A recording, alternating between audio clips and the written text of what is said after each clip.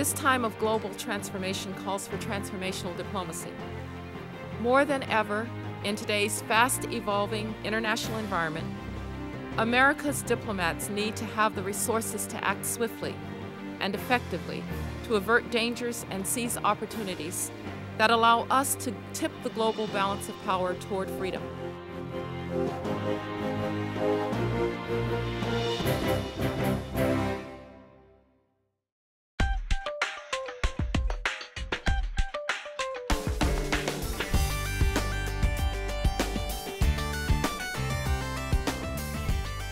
For most of my career, I was a soldier worrying about the Cold War, worrying about World War III. But as Secretary of State, most of my time was spent worrying about the global war on terror, HIV/AIDS, economic development, poverty and disease, and clean water, issues that really weren't front and center 10 or 15 years ago, but they are now. We can't escape the fact that we're the only superpower in the world, and we have to play that role. And I think it's important that we have a foreign assistance budget that supports that.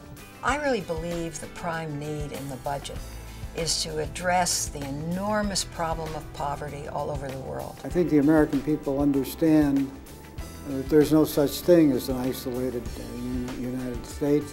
The foreign affairs budget is more important than ever because we live in such an interconnected world. The question's often asked, do we have enough money, do we invest enough in international affairs? And the answer, of course, is no.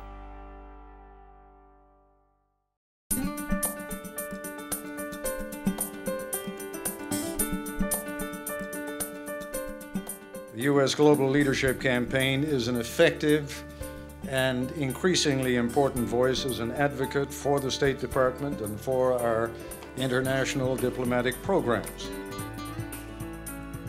10 years ago, corporate America was saying, we believe in trade, not aid. Well, today we probably believe in trade more than ever, but we also realize the importance of aid. Trade is not going to conquer the AIDS epidemic. Aid will. So we have to do both. Corporate America gets it, and that was not the case before the campaign was organized. I'm so pleased that over the last 10 years, more and more businesses and NGOs and other institutions have come to the realization that we need an increase in our 150 account. I think the principal way that the campaign has impacted policymakers is to demonstrate to policymakers that they aren't alone, that there are thousands of organizations and millions of Americans who share their concerns, that America have a strong voice in world affairs. The Campaign for U.S. Global Leadership is, no question, the most unusual coalition of people that I have ever been a part of.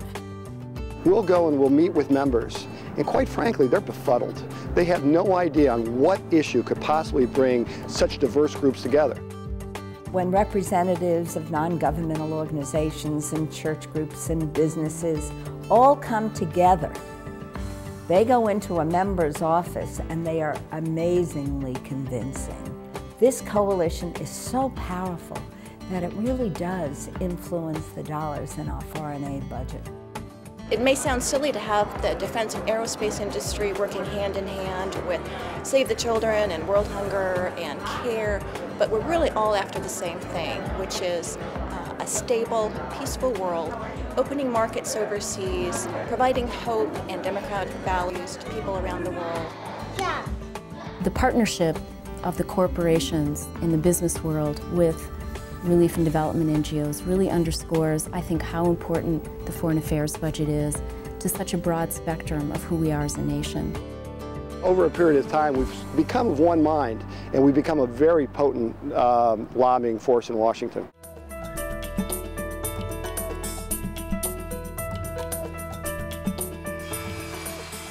When people have hope, when they have clean water, when they know that their disease are being treated, when they know that corruption is being eliminated, then we're turning people away from frustration, from anxiety.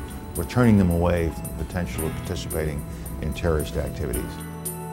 Working together with the campaign in the future will be more important than ever before because there are so many challenges, and we have to keep increasing the dollars to make sure that the United States remains an example of what a democracy can do to help lift people up.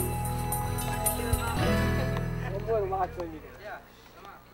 businesses, and NGOs. Working hand in hand to support investments in national security, humanitarian values, opening markets, dignity, development, hope in the world.